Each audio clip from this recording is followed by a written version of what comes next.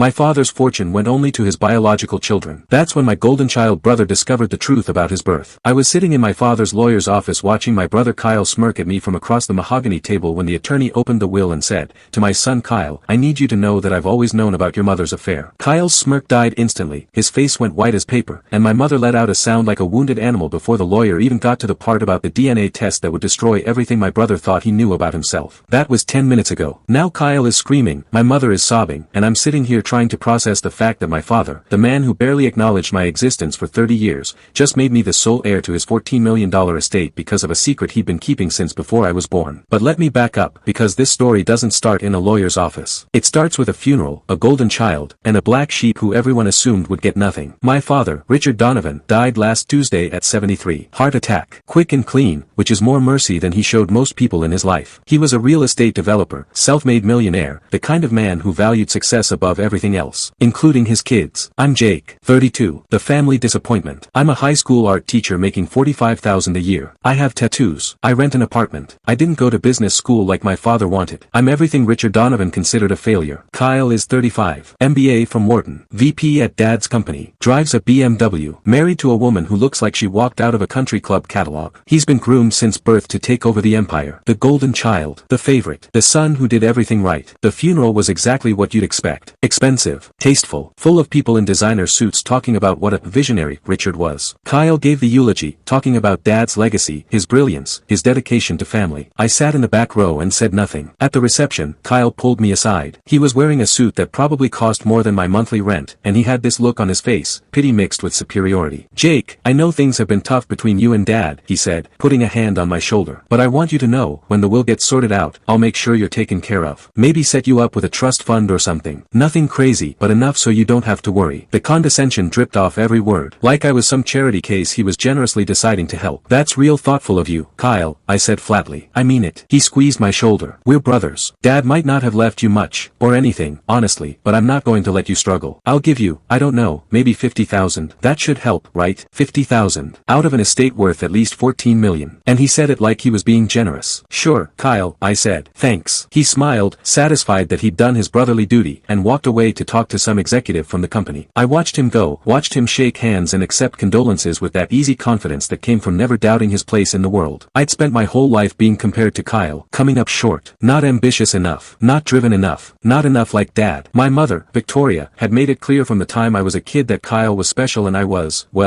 the accident that came along 3 years later and never quite measured up. But the paternity revelation was just the beginning. Wait until you hear what my father had planned for both of us. Watch full version here.